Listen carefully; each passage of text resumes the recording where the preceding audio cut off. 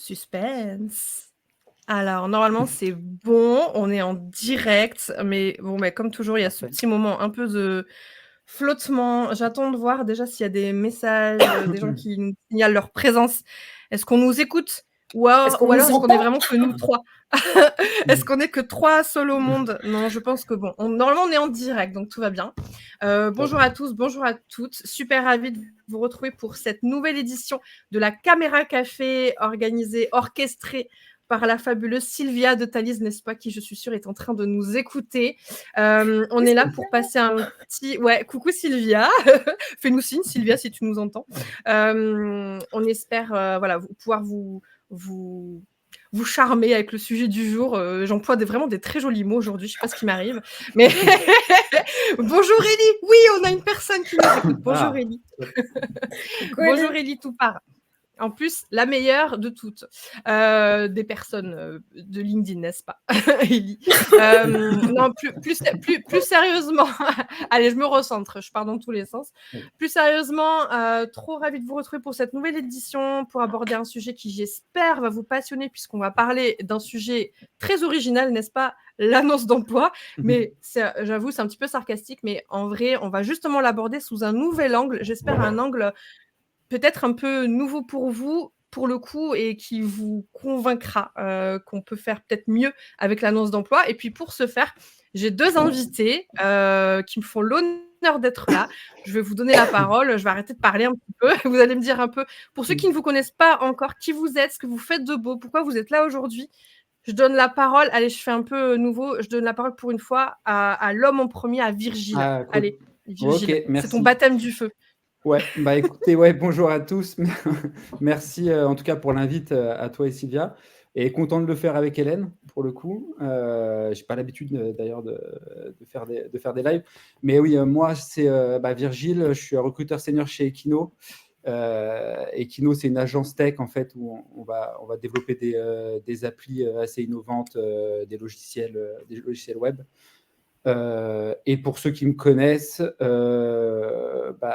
voilà, je suis assez passionné sur tout ce qui touche autour du sourcing, de l'automatisation et de l'IA dans le recrutement. Voilà, pour faire court. Mais normalement, j'ai pas... C'est court, efficace, c'est ce qu'on aime bien. Parfait. Et toi, Hélène?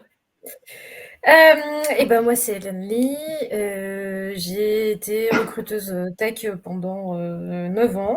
Beaucoup en ESN. Et je sais que quand on est en ESN, c'est pas facile, notamment sur le sujet dont on va parler aujourd'hui. Et ça fait 4 ans et demi que j'ai créé mon organisme de formation et que je forme des recruteurs spécifiquement au recrutement tech. Voilà, pour faire court aussi. Bah, dis donc, je suis servie aujourd'hui. 2 personnes très concises et efficaces. On adore, ça va droit au but. Super. Peut-être pour recentrer un petit peu le sujet, justement, le point de départ, c'est qu'on s'est dit, avec Sylvia, mais aussi avec Virgile et Hélène, que, bon, ben voilà, on est sur LinkedIn aujourd'hui, hein, donc vous êtes comme nous, spectateurs de beaucoup de posts qui apportent beaucoup de conseils sur comment parfaire ces annonces.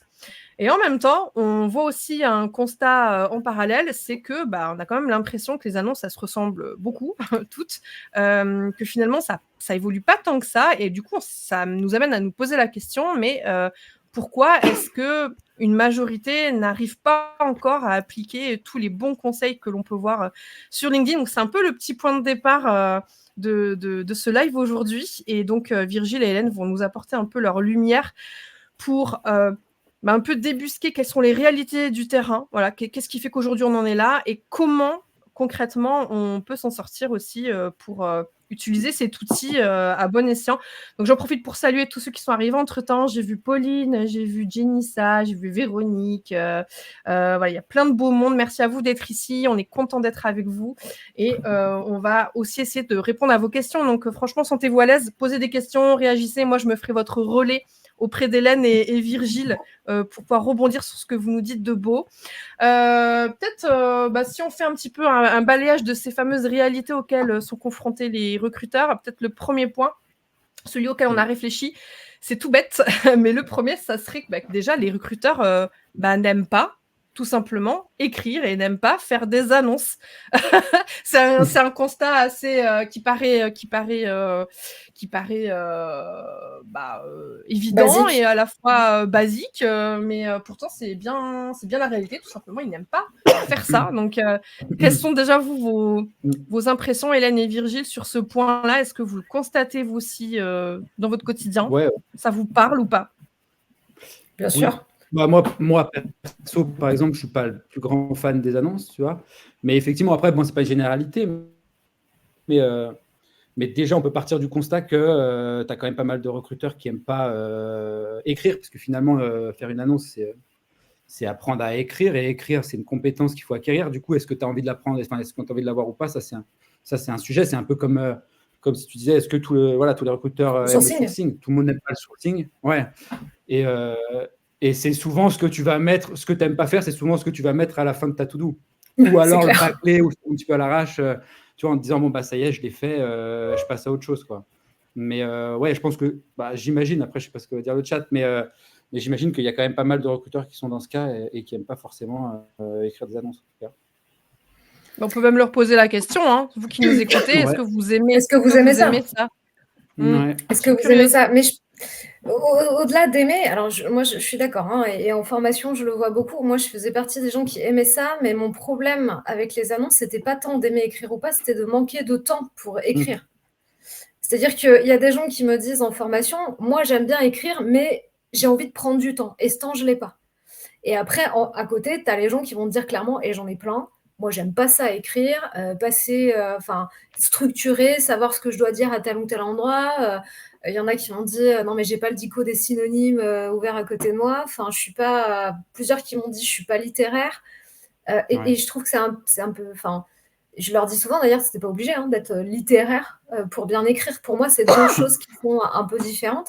Mais je pense qu'il y a vraiment ces deux sujets-là. Des gens qui aiment écrire, mais qui n'ont pas le temps pour le faire, ou en tout cas qui ne peuvent pas le prendre, ou on ne leur donne pas, ou enfin voilà, il y a quelque chose autour du temps qui fait que dans l'organisation, je ne peux pas bloquer 1h30 pour faire une annonce quand ton manager te dit, allez, dans 15 minutes, il faut que ce soit en ligne, et encore 15 minutes, je suis gentille.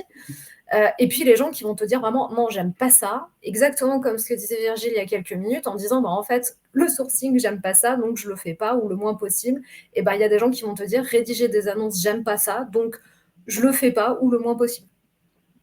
Après, ouais, tu as le truc aussi du fait que, on parle toujours des annonces qui se ressemblent, etc., mais tu as le fond et la forme d'une annonce. Tu as l'annonce, tu vois, tu peux l'embellir, etc. Tu n'as pas besoin forcément de compétences expert design. Mais la problématique aussi, souvent, pourquoi tu peux faire une annonce un peu nulle, c'est qu'au niveau du fond, c'est là où ça devient un peu plus compliqué. C'est que si tu n'as pas fait de brief, si tu as du mal, ou des fois, c'est pas si simple de faire un brief avec un manager en soi. Tu as plein de raisons de ne pas pouvoir faire de brief, etc.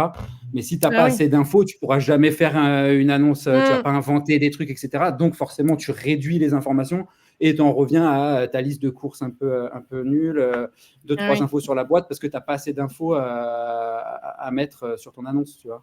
Il y a ce truc-là aussi. Ça soulève aussi ce sujet. Si le point de départ, il n'est pas carré, ça va être compliqué derrière. Le recruteur ne va pas pouvoir inventer ce qu'il a à mettre dans l'annonce. Et c'est clair, moi je vous rejoins aussi, c'est une vraie compétence, je pense aussi, et on en parlait en prépa, mais j'avais lu un livre il n'y a pas longtemps, et je pense qu'Hélène, toi aussi, ça rejoignait un peu ce que tu avais lu dans le livre de Nicolas Galita, mais moi c'était un autre livre de James Ellis, c'est un livre en anglais, mais peu importe, qui dit dans son livre qu'en fait l'annonce, c'est vraiment un outil publicitaire qui est en fait du ressort de marketeur, et en fait lui dans son modèle il suggère aux recruteurs de travailler main dans la main avec leur équipe marketing pour travailler sur le sujet de l'annonce, parce que ça devrait être un sujet marketing au-delà d'un sujet recrutement en fait. Ouais, enfin, Nicolas, effectivement, dans son livre, raconte un peu la même chose, à savoir qu'en fait, en France, on a... Alors, je ne sais pas comment c'est maintenant dans les autres pays, mais en tout cas, en France, pour l'avoir vécu et pour le constater depuis 4 ans et demi en formation, on a souvent une confusion entre l'annonce et la job desk. C'est-à-dire que les annonces, pour nous, c'est la description de poste, donc c'est un côté très froid, souvent administratif, très... voilà. Et je rejoins ce que dit Virgile. Si en plus, on rajoute la couche j'ai pas les infos, ou j'ai des infos très bateau, j'ai le strict minimum, mais qu'est-ce que tu veux faire? Du coup, la notion de communication, de marketing, d'attractivité, bah, avec un truc très froid, très job desk, et en plus très peu d'infos, du flou, où on va te dire, oh, bah, t'as qu'à aller regarder ce que les concurrents y font. Moi, en ESN, ça, je l'ai eu plein de fois. Le nombre de fois où j'ai des commerciaux qui m'ont dit, ah, bah, t'as qu'à aller regarder ce que machin fait, tu cherches, tu tapes le même intitulé de Classique. poste. Ouais, tu sais, Il y a tapes le pas même qu'en ESN, intitulé de hein. poste, et puis c'est bon. Enfin, tu vois, ouais, tu vas broder 2-3 trucs, tu changes juste le nom de la boîte, et puis ça passe. Il n'y a aucun souci, il n'y a pas de problème. Et comme on fait tous, en fait, c'est souvent des trucs qu'on te redit et que tout le monde fait comme ça, le fameux on a toujours fait comme ça, bah, en fait, c'est difficile de le remettre en question. Mais c'est intéressant là, ce que tu dis effectivement sur la partie marketing, c'est que l'annonce, est-ce que c'est l'affaire que du recruteur ou est-ce que c'est l'affaire d'autres départements? Tu vois, typiquement chez nous, tu as le marketing qui met le nez dans les annonces. C'est-à-dire qu'il y a cette espèce de travail collaboratif que tu dois faire avec le marketing, qui d'ailleurs, eux, sont supposés et normalement sont meilleurs sur le copywriting, etc. Tu vois, sur cette chose de faire des choses publicitaires, etc. Du coup, c'est intéressant, tu vois, de le faire peut-être de manière collaborative là-dessus avec d'autres départements comme le marketing qui vont avoir leurs pattes et de pouvoir faire des annonces, tu vois, un peu plus impactantes, quoi. Ça rejoint un peu ce que j'ai pas lu encore le livre de Nicolas, il faut que je lise, mais je sais pas si ça rejoint d'ailleurs ce que disait Nicolas dans son livre là, à ce niveau-là sur le marketing ou pas du tout. Ça rejoint un peu, en fait, l'idée étant de dire surtout que le travail du recruteur, c'est de travailler tout le fond, c'est de travailler la matière Ouais, qui va être utilisée, et pourquoi pas confier à d'autres personnes. Mais l'autre personne peut être un recruteur qui aime écrire et qui s'est formé à ça et qui aime ça. Parce que la difficulté, je ne sais pas exactement qui est l'audience qui nous écoute, mais la difficulté de parler de collaboration avec d'autres services, c'est que dans certaines entreprises, il n'y a pas de service. Moi, je n'ai jamais eu de service de com ou marketing. Bien sûr. Bien sûr, après, ça dépend de la taille de ta boîte. Donc, effectivement, ça dépend. Mais oui, l'idée, c'est d'avoir de la matière déjà, et donc c'est là où on voit que le brief est important. Et puis ensuite, d'avoir des personnes, peu importe qui sont ces personnes, mais en tout cas une personne identifiée ou une personne ressource qui a cette motivation, cette technique pour pouvoir mettre en valeur le fond, de trouver une forme adaptée, un ton adapté, un vocabulaire qui va être adapté et qui va vraiment parler à la cible. D'où l'idée, effectivement, quand tu es tout seul pour faire ça, brainstormer avec toi-même sur ce sujet quand tu as 15 minutes, c'est super chaud. Ou à défaut, ça s'apprend ou ça peut se déléguer aussi. Enfin, il y a plusieurs options en vrai envisageables. Mais oui, il y a beaucoup de réactions dans le chat. Il y a beaucoup de réactions. Je me permets de vous en partager quelques-unes parce qu'il y a plein de réactions. Donc déjà, il y a Hakim qui nous dit on ne prend pas forcément conscience de la valeur ajoutée de l'effort sur le sujet, ce qui est dommage. Ensuite, on a Ellie qui nous dit que personnellement, j'adore écrire et j'adore les annonces. Donc ça, on le voit bien dans ses contenus. C'est assez perceptible. La passion pour l'écriture, ça se ressent. Julie qui dit moi j'aime bien écrire, enfin brainstormer sur l'écriture. Après l'écriture plus précisément, c'est un autre sujet. Qu'est-ce que j'ai vu passer d'autre? Il y a plein. Je crois que j'ai jamais vu un chat autant en folie. Ça n'arrête pas. Je sais plus où donner de la tête. Alors on a quelqu'un. Alors désolé, on n'a pas des fois les noms qui s'affichent. Faudrait que je remonte pour retrouver qui c'était. Sinon faites-moi coucou dans le chat que je sache qui c'est. Mais quelqu'un qui nous dit mais avec l'intelligence artificielle ou faire appel à un Freebox, je pense que c'est le correcteur qui a dit mettre Freebox, un free peut-être, un freelance. Il me semble que vous pouvez résoudre le problème. Ça rejoint un peu ce qu'on disait. Il y a aussi ces alternatives-là qui sont possibles, comme on le soulignait tous les trois. Ouais, c'est un levier qui est intéressant. Ce levier-là, il va te permettre d'automatiser, enfin, il va te permettre de faire 70-80% du boulot. Tu crées un GPT, quelque chose comme ça qui va te permettre de faire 70-80%, tu repasses derrière et ça te permet, si tu n'aimes pas le faire, en tout cas, de pouvoir créer des annonces assez quali avec l'aide de l'IA, en tout cas. Avec l'aide de l'IA, mais sans imaginer que c'est magique. Non, mais après, c'est toujours la même chose. C'est qu'est-ce que tu vas donner à manger à l'IA? Est-ce que tu lui donnes des informations pertinentes? Est-ce que tu as les informations? Ça, c'est plus pour t'aider à te structurer. Et si tu n'aimes pas écrire, etc., l'IA peut t'aider à avoir des phrases, tu vois, un peu plus impactantes que si c'était toi qui l'écrivais parce que tu ne sais pas comment faire, etc. Je pense que ça peut t'aider à ce niveau-là. par contre. Et c'est peut-être aussi de pas se mentir, c'est que des fois, moi j'ai des gens, quand on creuse en vrai, ils ont plein d'idées pour les annonces. Mais souvent, là, et je reviens à ce que tu as dit au tout début, Virgile, ce qui va bloquer, c'est oui, mais cette info-là, je ne l'ai pas. Cette info-là, je ne l'ai pas. Ces précisions-là, je ne les ai pas. Et en fait, la difficulté pour moi, elle est surtout là. Au-delà d'une question de temps d'organisation, d'aimer l'écriture ou pas, c'est en fait, je ne sais pas sur quoi écrire parce que j'ai rien à raconter. La base. Donc, c'est la base. D'abord la base. Non, mais c'est vrai, c'est la base. Et c'est la même chose pour le sourcing. Hein. Oui. Je ne sais pas ce que je cherche parce que je n'ai pas les infos. Donc, mais tu sais, on avait fait, c'était l'année dernière, je crois, à la NCDR de Bordeaux, où il y avait le sujet du copywriting pour les annonces. Et en fait, c'était la conclusion de ce sujet. C'est bien beau de vouloir apprendre à écrire, de vouloir apprendre tout un tas de choses, à vouloir utiliser l'IA, etc. Mais si tu n'as pas les bases, c'est-à-dire un brief bien bordé et toutes les informations dont tu as besoin pour rédiger, ça ne te servira à rien. Ah donc, voilà. Et ChatGPT ne pourra pas t'aider. Hein. ChatGPT ne pourra pas t'aider. Et il n'y a rien qui sera magique. Mais par exemple, là, Nassim, il a raison. Le temps, la question de « j'ai pas le temps », elle peut vite être résolue. Tu vois, on peut vite la tacler avec la question de l'IA. Tu vas pas passer 1h30 sur une annonce si tu fais quelque chose, ou si tu as des infos, etc. C'est toujours pareil, mais tu peux vite l'éluder, cette question. Et pouvoir vite faire des annonces qui sont quand même quali si tu as la donnée qui va avec, évidemment. C'est vrai. Oui, je suis d'accord. Et tu peux même préparer tes templates ensuite que tu vas pouvoir dupliquer une fois que tu as la bonne structure, mais c'est une question d'info. Parce qu'après, effectivement, ça peut aller vite. C'est vrai. Je suis d'accord. Et le brief manager comme base, comme elle le rappelle Véronique, ça rejoint ce sur quoi, Hélène, tu as insisté. Très clair. Et alors, quelqu'un m'a demandé la référence du livre que je citais. Eh bien, très bonne question. Je me retourne, il doit être derrière moi. Vous m'accordez une seconde si je ne fais pas tout tomber. Il est juste là. Alors, c'est un livre en anglais, ça s'appelle The Employer Brand Handbook. Voilà, si ça vous intéresse, je vous partagerai en commentaire après le live.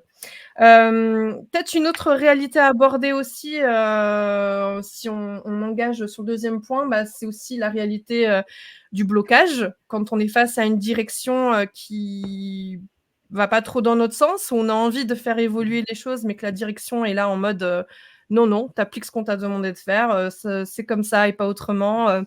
On a toujours fait comme ça, la fameuse phrase. Moi, je l'ai connue personnellement, cette phrase. Moi aussi. C'est un peu mal. Et puis, quand tu... moi, personnellement, c'était à l'époque où j'étais junior. Donc, j'osais pas trop m'imposer. Et je cherchais pas à comprendre plus que ça. Je me disais, je fais ce qu'on me dit et puis basta. Je ravale ma frustration. Mais en vrai, quand on y pense, il y a certainement des leviers à activer pour pouvoir aller vers un changement au niveau des recruteurs. Je pense que peut-être vous avez des exemples respectifs à nous partager. Peut-être Hélène, pour commencer, toi qui formes et qui est parfois confrontée à ces situations. Je te confirme. Et quand on en a discuté, je vous ai dit tous les deux que je l'ai rencontré en formation le mois dernier avec 2 recruteuses qui m'ont dit pendant la formation ce que je disais tout à l'heure, c'est-à-dire, en fait, on a plein d'idées, on a vachement envie et on a vraiment travaillé sur ces sujets-là, on a relu des annonces, etc., pour travailler cette partie. Et en fait, à force de questionner, j'ai compris que le point de blocage, c'était pas elle. Le point de blocage, c'est leur direction qui leur a dit, non, en fait, nous, on a fait ça et on veut pas que vous sortiez de ça parce qu'on a toujours fait des annonces de cette manière et qu'en fait, l'inconnu fait peur. Le côté, non, tiens, on va sortir un peu de notre ton justement très généraliste, très administratif. Donc, ce qu'on a négocié, ce qu'on a dealé, c'est de dire, OK, on va pas tout changer d'un coup. On va pas ruer dans les brancards et dire, on va refaire toutes les annonces maintenant, elles vont être différentes, etc., parce que c'est hyper violent. Mais c'est plutôt d'essayer de négocier une annonce sur laquelle on va se dire, OK, laissez-nous carte blanche sur celle-là. On bouge pas les autres, on les laisse comme ça. Mais on a carte blanche sur une annonce qui va nous servir de test. Et puis, on va pouvoir comme ça expérimenter, on va pouvoir changer ce qui nous paraît important à changer, peut-être dans le ton, dans l'intitulé de poste, dans les choses qu'on va présenter, les informations qu'on va partager. Et ça, en tout cas, depuis quelques années où je le rencontre en formation, en réalité, négocier une annonce test, une annonce carte blanche, ça fonctionne. Ça fonctionne parce qu'on remet pas tout en cause, on force pas à tout changer d'un coup, on va par petits pas. Et le fait de pouvoir dire ok, on y va, ça, en général, ça marche. Moi, je suis d'accord avec toi. Et en plus, généralement, quand tu dois aller face à la direction, ce qui va fonctionner, c'est pas de se dire ouais, je pense que ça marche pas, attends, je pense que j'ai l'impression que machin. C'est plus des choses factuelles où tu dois remonter de la data ou de la donnée. Et comme tu dis, Hélène, le fait de faire un test avec une annonce un peu différente de ce que toi tu proposes, derrière, si tu as 20% de candidats qualifiés et que tu as recruté avec cette annonce, c'est ce qui va te permettre après de faire bouger peut-être ou pas, mais au moins ça va faire réfléchir ta direction parce que tu arrives avec du concret et des KPI, enfin pas des KPI, mais des choses factuelles Factuel. entre ce que tu as testé et ce qu'on fait depuis le début. Et c'est ce qui va te permettre de soit faire évoluer, de standardiser tout ça, ou en tout cas de faire réfléchir ta direction. Et forcément, avec de la data comme ça va plus les faire réfléchir que si tu ramènes, si tu en parles juste comme ça en te disant que peut-être que j'ai pensé que. C'est exactement l'objectif. L'objectif, c'est vraiment de récupérer de la donnée et de pouvoir dire, en fait, sur un test, peut-être qu'on n'a pas forcément beaucoup plus de candidatures. Par contre, par exemple, elles sont beaucoup mieux ciblées. Ou ça va être, par exemple, d'avoir des retours de candidats qui vont dire, ah, l'annonce, elle était super claire. De gens qui l'écrivent, qui le disent ou qui le disent en entretien ou autre. Et ça, c'est qualitatif et c'est de la donnée qu'on peut retranscrire et où on peut dire, effectivement, c'est pas juste parce que j'ai envie, c'est pas un caprice parce qu'on m'a dit que il faut changer les annonces ou c'est un effet de mode, etc. Parce qu'il y a un peu ça de résistance chez certains dirigeants ou managers. Et passer ce phénomène de mode et de dire non, on le fait pas juste pour ça, on le fait pour avoir des résultats. Et donc, si on veut voir la différence, faut bien qu'on teste. Et donc, j'entends que vous n'avez pas envie de tout changer d'un coup, de tout tester. Donc, laissez-nous ou laissez-moi tester sur une annonce. Et puis, on fait le point. Par contre, il faut définir. OK, on fait le point. On va mettre l'annonce en ligne à tel endroit. On va mesurer pendant, je ne sais pas, par exemple, une semaine, 10 jours. Puis, on va comparer, on va voir. Et il faut avoir un élément de comparaison. Donc, pourquoi pas même laisser les deux annonces en ligne pour voir ce qui se passe. Ou en tout cas, laisser deux annonces pour deux postes similaires, parce que l'idée, c'est pas de mettre deux annonces pour le même poste. Là, ça devient limite mensonger. Donc, si j'ai deux postes ouverts, je dis n'importe quoi, j'ai deux postes de... Je suis dans la tech, donc forcément, c'est influencé, mais j'ai deux postes de dev Java, je vais en faire une à l'ancienne, puis je vais en faire une à ma façon. Et puis, je vais mesurer, je vais tester ce qui se passe entre les deux. Ça, en général, c'est un point de référence. Ça marche plutôt bien et c'est plutôt concluant à la fin. Bah oui. Ce que nous dit Basseli, l'A/B testing is everything. Yes. Et alors, je me fais un peu l'avocat du diable, mais je me dis, admettons, moi, je suis dans une entreprise où on me permet même pas, ne serait-ce qu'un test. Du coup, c'est quoi les leviers qui me restent en main? Virgile, aide-moi. Mon patron, il veut pas que je fasse du test. Qu'est-ce que je fais alors? Sur quoi je mise? Non, après, écoute, tu as des leviers. Tu peux contourner. Après, tu n'es pas obligé finalement de respecter l'annonce standard qu'on a sur les job boards, etc. Tu peux le faire d'une autre manière. Si tu n'as pas de possibilité avec ta direction, moi, par exemple, c'est des choses que je faisais, je peux le partager là, mais c'est soit tu fais une sorte de pitch annonce, entre guillemets, c'est des infos que tu vas envoyer au candidat, qui pourrait faire office d'annonce, mais que tu vas envoyer typiquement en sourcing, là, si ça ne marche pas au niveau de l'annonce, ou alors centraliser des informations que tu as sur ton entreprise et noyer ton annonce un peu standard, tu vois, qui n'est pas top, elle va être noyée dans le flot d'informations que tu vas envoyer au candidat.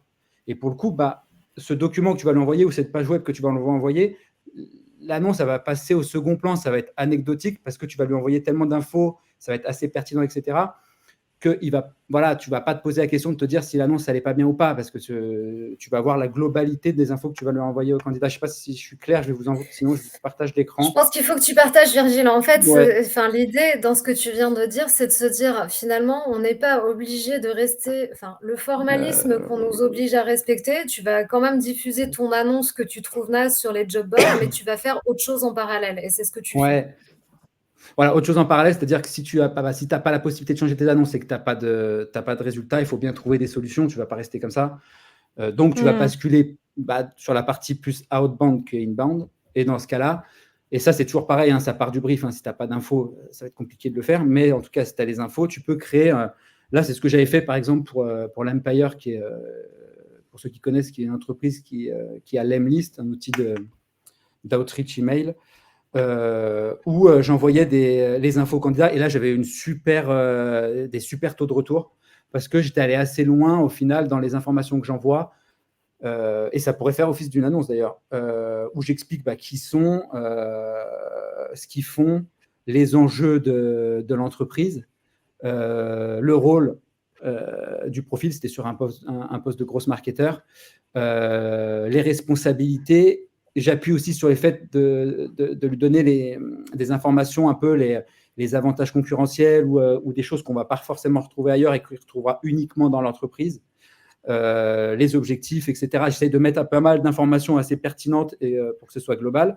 Et ça, on pourrait très bien le mettre en annonce. Pour le coup, si on ne peut pas avec la direction, on peut très bien envoyer ça en mail au profil et ça marche très, très bien. J'envoie le processus, etc., les avantages package. Donc, c'est quelque chose d'assez long, assez complet, enfin pour moi du moins, avec toutes les infos que j'avais. Et ça vous permet de contourner un peu ce truc de cette annonce figée et standard. On peut faire ça en premier exemple ou en deuxième exemple. Typiquement, je le fais moi par exemple avec Kikino, mais c'est pas parce qu'on a des annonces ou quoi que ce soit, c'est que je préfère donner plus d'informations. Mais c'est-à-dire que là, par exemple, pour un poste de consultant data, ce que je fais, c'est que je vais noyer l'annonce dans toutes les infos que je vais envoyer à mon profil. Et donc, en fait, je lui présente un peu l'entreprise, je lui donne ce qu'on appelle un peu les USP, les Unique Selling Propositions, c'est-à-dire un peu notre valeur ajoutée, etc. J'appuie dessus, des projets inspirants parce que ça va parler aux consultants data. Et je lui envoie pas mal d'informations comme ça. Et en gros, avec toutes ces informations-là, je fais un focus sur la formation parce qu'on fait beaucoup de formations chez nous, etc. Je lui mets l'annonce quand même. Donc, il a l'accès à l'annonce, mais elle est noyée en fait dans toutes les infos. Donc, finalement, comme je disais, elle est anecdotique, l'annonce là.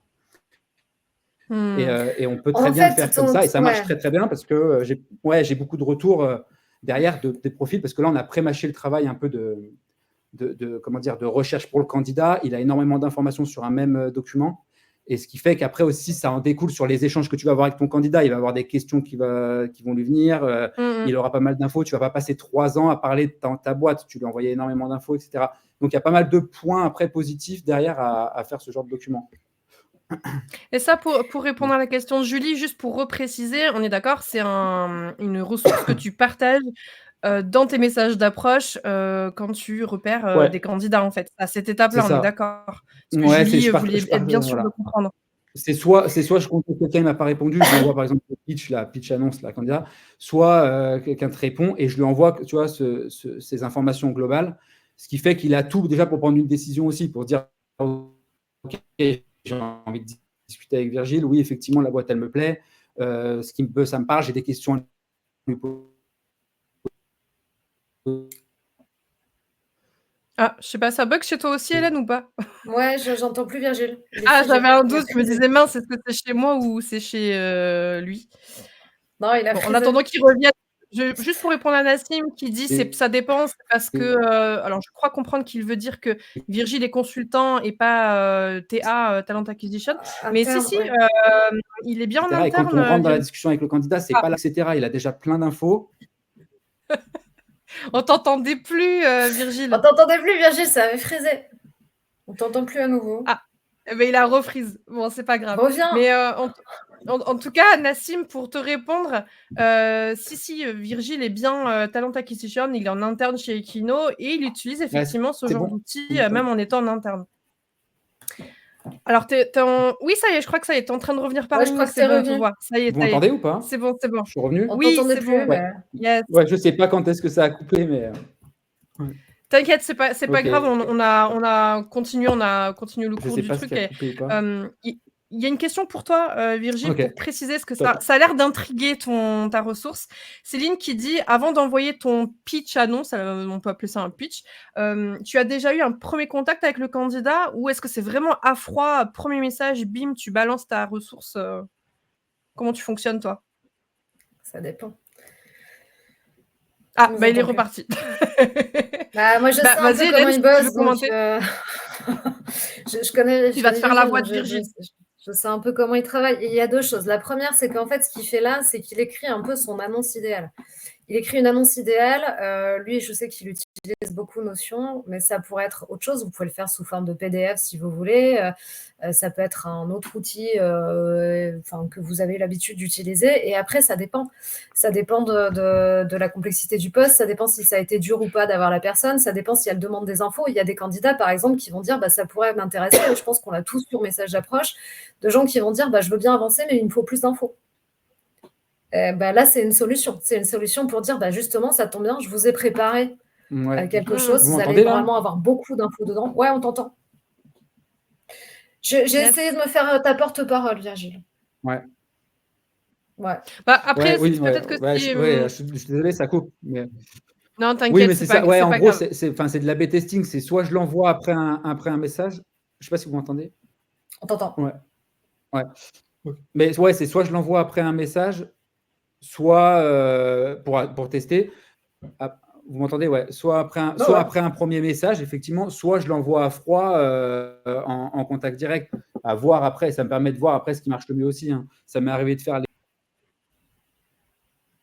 l'autre doc où j'envoie pas mal d'infos, où je dois, quand je vais contacter quelqu'un, il va vouloir en savoir plus, etc. Et là, je lui envoie pas mal d'infos. Ouais. Je pense que Hélène, c'est ce que tu as dit, j'imagine. Oui, t'inquiète. Elle a prêché okay. pour toi.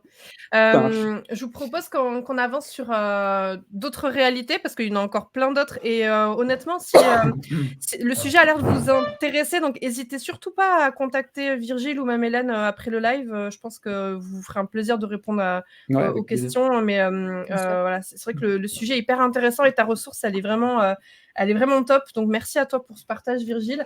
Et une troisième réalité, on n'y a pas pensé tout de suite, et pourtant c'est une des plus évidentes aussi, c'est que j'ai envie de dire que ça dépend aussi du contexte, du secteur, du marché. Il y a des périodes plus complexes que d'autres. Il y a des moments où une annonce va être moins efficace qu'à d'autres moments. Il y a aussi cette réalité-là, parce que on a aussi cette influence-là qui compte. Et du coup, ça peut jouer sur notre motivation à vouloir améliorer nos annonces, parce qu'on peut être tenté de se dire en ce moment, le marché, c'est compliqué, donc pourquoi je vais faire cet effort-là? Et moi, ça m'amène à vous poser la question à tous les deux. J'ai bien envie de vous la poser là, comme ça, cash. Je sais très bien ce que vous allez me dire, mais quand même, j'y vais et je verrai ce que l'audience va répondre aussi. Est-ce que l'annonce, ça sert encore à quelque chose? Voilà, bam, j'ai mis les pieds dans le plat. Tac. Oui, moi je fais partie des gens qui pensent que oui, et en fait j'ai souvent des discussions un peu vives avec des gens qui me disent, notamment dans la tech par exemple, les annonces ça sert à rien, et je pense qu'on y viendra après, mais dans la tech, moi j'ai souvent entendu, en fait ceux qui répondent aux annonces c'est pas les meilleurs. Le truc qui me rend dingue, c'est le truc qui peut me faire péter un plomb, quoi. Oui, c'est comme le débat open to work, la bannière. Voilà, tu vois, donc non, dans la tech, les gens qui répondent aux annonces, c'est des nazes. Ok, super. Donc en fait, sur ce que tu dis, et particulièrement, là on le voit, le marché a beaucoup ralenti, en tout cas dans la tech c'est vraiment le cas, le marché a ralenti depuis quelques mois, voire pour certains, ça fait déjà même depuis le début de l'année que ça a ralenti. Et très clairement, oui, Casia, oui, tu m'annonces. Mais je dirais que ça dépend un peu aussi des périodes. En ce moment, il y a plein de gens qui me disent, en fait, le marché a ralenti, mes annonces ont jamais aussi bien marché, et pour autant, j'ai rien changé. Tu vois, je veux dire, il y a des équipes qui me disent, bon, non, on n'a rien changé, on n'a pas changé grand-chose. Il y en a même certains qui me disent qu'elles ne sont pas meilleures qu'avant, ou si on prend le truc dans l'autre sens, elles sont toujours aussi mauvaises.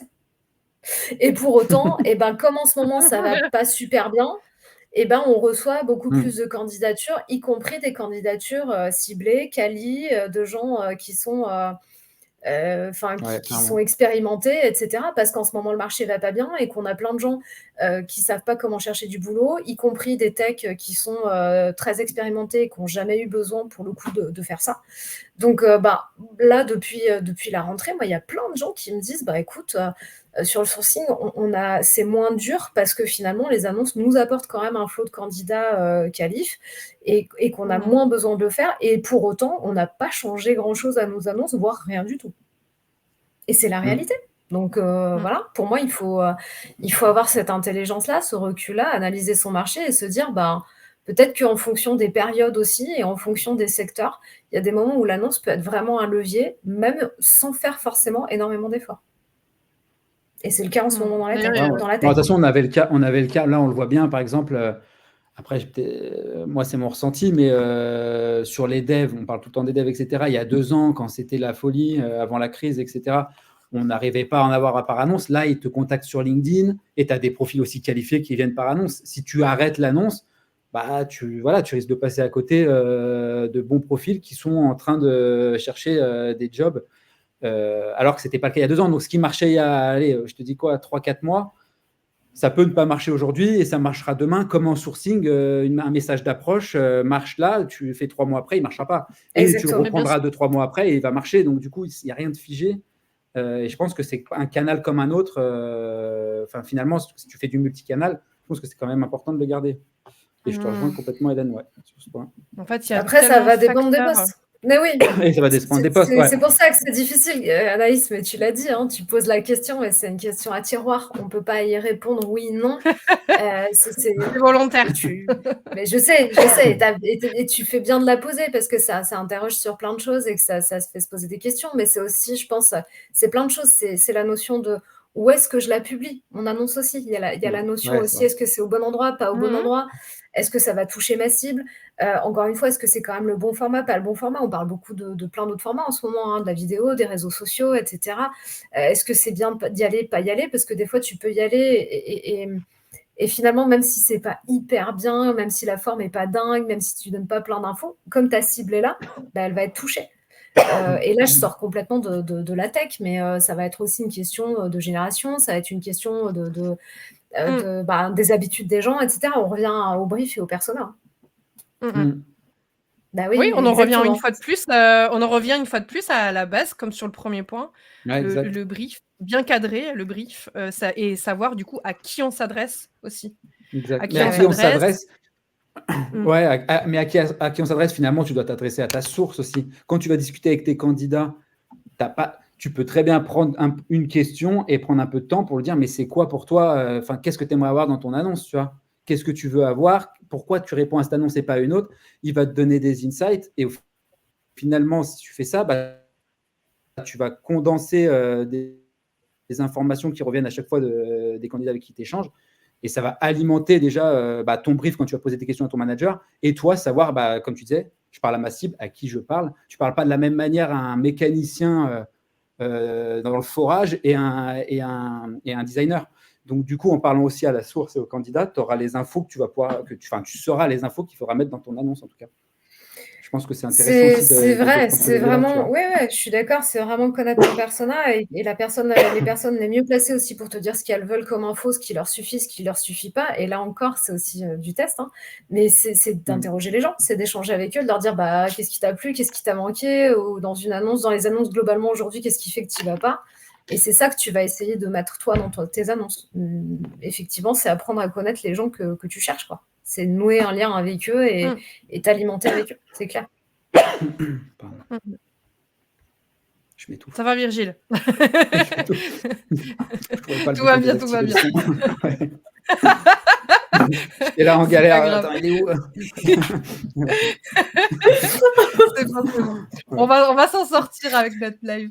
Mais non, en fait, je pense que ça rejoint, pour couvrir un peu tout ça, c'est vraiment une question d'adaptation, d'adapter sa stratégie à tous ces facteurs-là, avec toujours comme point commun de prendre vraiment à bras-le-corps le sujet du brief. Vraiment, tout dépendra de ça.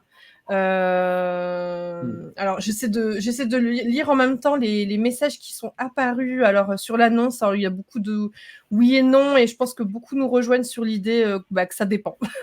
Ça dépend, ça dépasse. Il y a pour ceux qui ont la ref.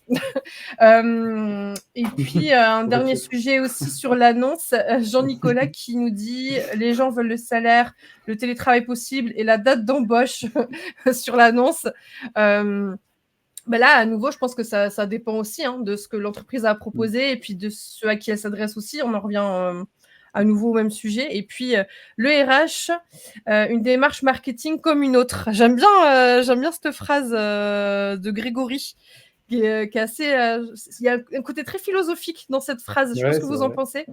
Hein, J'aime une bien, démarche j'aime marketing. beaucoup. Ouais, j'aime bien aussi, c'est joliment dit. Je regarde si je peux oublier d'autres choses, mais je pense qu'on est pas mal. Et puis Véronique qui rajoute, elle qui connaît bien la cible PME, qui nous dit pour les PME, l'annonce est souvent le premier lien entre les candidats et elle, car pas assez connu. Et puis j'ai vu un commentaire un peu plus haut d'Elie qui nous disait que qu'est-ce que c'était, voilà, j'ai fait une enquête auprès d'une centaine de personnes en recherche ou à l'écoute. 97% déclarent continuer de regarder les annonces et d'y répondre. Alors, pour le coup, là, il s'agit du secteur agricole, si je dis pas de bêtises pour Elie, mais c'est ça qui est intéressant, c'est de voir aussi en fonction des secteurs et de se poser la question, c'est quand même un outil qui sert encore aujourd'hui, on va pas se mentir, il y a encore un intérêt à utiliser les annonces. Mais c'est pour ça qu'il faut, c'est ce que disait Virgile, il faut interroger les gens, il faut interroger les candidats que tu cibles, il faut être vraiment au contact de leurs habitudes, de leurs préférences, de savoir... parce qu'en fait, on va se dire, ouais, mais les annonces, elles marchent pas. Mais en fait, c'est pas les annonces, elles marchent pas. Si ça se trouve, tu as des dizaines de gens qui lisent ton annonce et qui, en fait, trouvent ça tout pourri et qui répondent pas. Et toi, tu vas en conclure, ah, bah, en fait, les annonces, ça marche pas. Non, tes annonces, ton annonce, parce qu'elle est naze.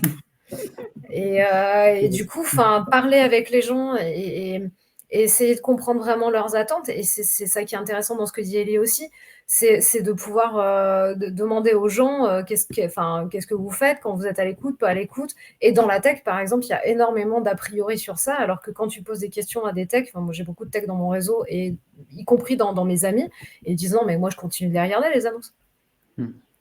Sauf que la grande majorité sont nazes. Petite Elie dit que c'est dans tout secteur. autant pour moi. C'est encore mieux. Autant pour moi, je retire ce que j'ai dit. Ouais. C'est encore mieux, c'est encore plus représentatif. Donc merci pour ce partage. Ça fait du bien de le lire aussi. Ça va un peu à l'encontre de ce qu'on peut lire pas mal aussi, à nouveau sur notre cher réseau social préféré LinkedIn, qui met un peu l'annonce au placard, mais la preuve que non, ça sert encore. Peut-être en guise un peu de conclusion à ce live, on aime bien évoquer cette idée un peu de attention à pas tomber dans un espèce de cercle vicieux, de justement se dire bon, de toute façon l'annonce ça me rapporte pas grand chose, donc ça sert à rien que je cherche à l'améliorer. C'est un peu le piège dans lequel on peut un peu facilement tomber.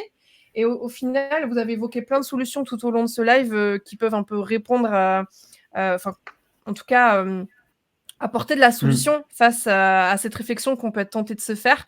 Je sais que vous aimez bien tous les deux prôner l'idée de travailler en équipe, aussi bien en interne qu'à l'externe d'ailleurs, parce qu'en vrai, à l'externe, il y a beaucoup moyen d'échanger avec plein de pairs, de s'inspirer de pratiques d'autres personnes, comme aujourd'hui Virgile qui nous a partagé d'ailleurs sa ressource, comme Hélène aujourd'hui qui nous a partagé plein de tips aussi, de leviers.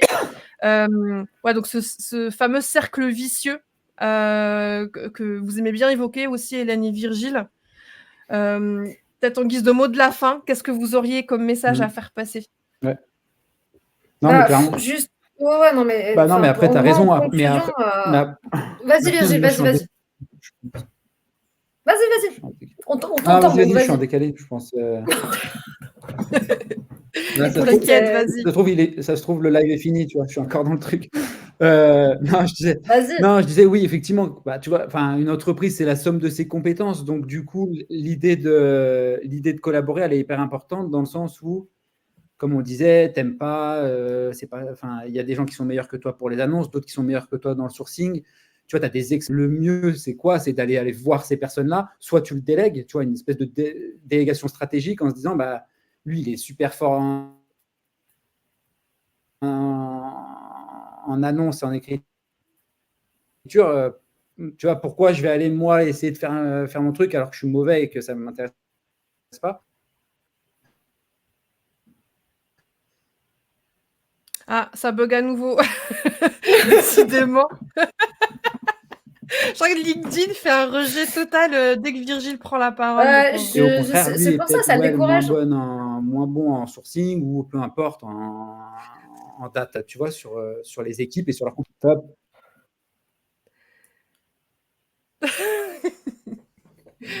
Ouais. Bon. On est navré de ce contretemps Je suis technique. d'accord avec tout ça. En guise de conclusion, je dirais juste, pour le coup, pas de conclusion hâtive. C'est-à-dire vraiment de se dire, tester des trucs, voyez ce qui se passe, mais ne restez pas sur les on dit. On m'a dit que dans la tech, ça marche pas. On m'a dit que dans les annonces, il faut faire ça. J'ai vu plein de gens qui ont, par exemple, qui m'ont dit, ah ouais, en fait, j'étais pas convaincue par cette histoire de salaire, et en fait, c'est vrai que ça fait une grosse différence. J'étais pas convaincue par mettre telle ou telle chose, et en fait, c'est vrai que ça marche. Donc, pas rester sur ces a priori, sur des croyances, des on-dit, y compris les on-dit de LinkedIn par des experts. Testez par vous-même. Testez des trucs par vous-même, de vous dire, OK, on a fait ça, on teste un truc, on voit ce qui se passe, et on tire nos propres conclusions, nos propres mesures, parce que toutes les entreprises sont différentes, tous les secteurs sont différents, et que je ne peux pas appliquer exactement à la lettre une recette magique, de me dire, enfin voilà. Et autre point, oui, ça demande des efforts. Oui, mais on est dans un métier de toute façon qui demande des efforts. Après, c'est mesurer à quel endroit il faut mettre les efforts pour avoir les bons résultats. Et encore une fois, c'est pour rebondir sur ce qu'était en train de dire Virgile, il y a des gens qui sont meilleurs sur tel ou tel point. Peut-être c'est bien de capitaliser ce sur quoi on est très bon, et puis de quand même se former, de quand même rester ouvert sur les choses sur lesquelles on est un peu moins bon, pour essayer de tester des choses un peu nouvelles et de sortir un peu de ses habitudes, de sa routine, et d'ouvrir un peu ses chakras pour aller chercher des candidats ailleurs. Mais en tout cas, surtout pas rester sur des croyances en se disant ça marchera pas, donc je fais pas d'efforts, et effectivement on alimente ce truc, ce cercle vicieux. Eh ben, c'était très beau. elle a tout résumé en moins d'une minute. Je vois dans le chat des commentaires qui me disent que j'ai loupé des questions. J'en suis désolée si c'est le cas. J'ai essayé de sélectionner les questions qui étaient en lien avec le sujet du jour. Si je suis à passer à côté de questions, envoyez-les nous et puis on y répondra en commentaire directement. Voilà, c'est vraiment pas contre vous, hein, ne vous sentez pas visé ou quoi. Voilà, j'ai vraiment essayé de trier. Il y avait beaucoup de monde aujourd'hui, donc merci sincèrement pour toute votre participation, votre implication. Virgile, Hélène s'est fait ta voix à nouveau pour le mot de la fin, et je pense qu'elle a fait ça de manière très belle, parfaite. Je vois que tu es revenu parmi nous entre-temps, mais en tout cas, moi, il me reste à vous remercier parce qu'on est arrivé au bout de ce live. Merci. Virgile, tu voulais rajouter un petit mot quand même pour pas être frustré de partir comme ça? J'ai confiance. T'as confiance. Bon, ça va alors. Super. Écoutez, merci à vous deux. Merci à tous qui avez été présents aujourd'hui. Et puis, on espère vous retrouver pour une prochaine édition de la Caméra Café. Merci à tous. Merci Anaïs, merci tout le monde. À bientôt. Ciao. Merci tout le monde. Salut.